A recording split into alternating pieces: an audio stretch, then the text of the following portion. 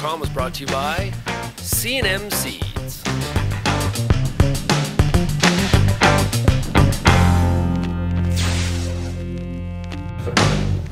So we're here with Peter Johnson, Ontario wheat specialist, and Peter, we were just talking about the Ontario crop from 2013, 80.6 bushels per acre winter wheat.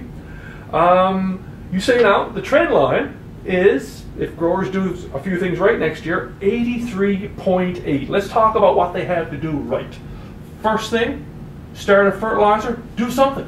Absolutely, and so actually almost 84 bushel per acre that we're looking at for the trendline yield, that would be the second highest yield Ontario has ever had. Our record before is 85.5 in 2008.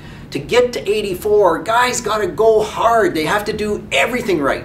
So the first thing is absolutely starter fertilizer. It's one of those things that is just a no-brainer in wheat. We just finished summarizing a major project. We've got multiple years data, about 40 sites over 5 or 6 years. At the end of the day, it's strictly a phosphorus response curve.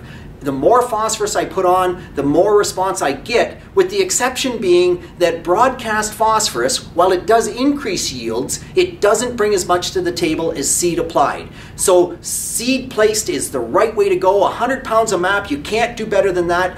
Wheat isn't responsive to potash. Don't understand why, but it isn't. Get over that. 100 pounds a map, put it with the seed, that's maximum. If you drill, you're going to whine at me and say, oh, Peter, I don't have fertilizer capability and I'm not going to ruin my drill. Fine. Go out and broadcast. 200 pounds of broadcast will still get you a long way towards the yield of that 100-pound seed-placed map. But do something. Liquid, broadcast, dry, whatever. You must do something if we're going to have that yield potential.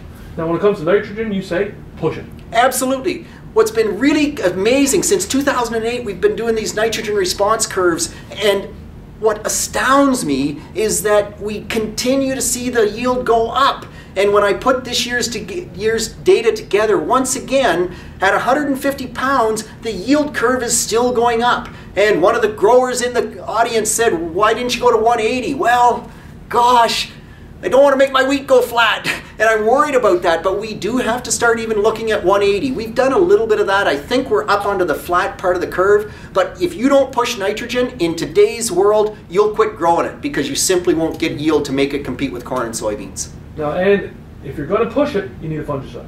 Absolutely. So that's one of those things that's been amazing and synergistic. If you're going to push wheat with nitrogen, you must use a fungicide. If you're going to be like the guys I worked with back in the late 80s, early 90s when we didn't have fungicides, we just basically threw it in the ground, a little bit of nitrogen, walked away from it, whatever we got, we got. If that's who you are as a grower, don't add more nitrogen. You have to put the nitrogen there to push the yield potential, but if you push the yield potential, you build the big canopy, you get the disease in the crop, then the crop can't utilize the nitrogen. So they really do go hand in hand. Higher nitrogen rates, you must use at least one fungicide, maybe two. And availability is the key. Absolutely. Timing is the other thing. Availability, timing. We've looked a lot at protected nitrogen. Really surprised that we haven't been able to get a lot more yield out of protected nitrogen, but what we've learned is we have to get smarter, and I'm not smart enough yet, but one of these days I'll get it figured out. When we have a cold backward spring, we have to get some nitrogen there as soon as we can, and if we use protected nitrogen and it's a late application, we're going to starve the crop. So I think we have to get better.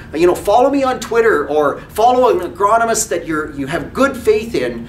When it's a slow backward spring, our nitrogen management is going to be different than when we have a warm early spring. And we haven't been there, but we have to get there if we're going to achieve that 84, 85, and someday hopefully 100 bushel per acre average wheat.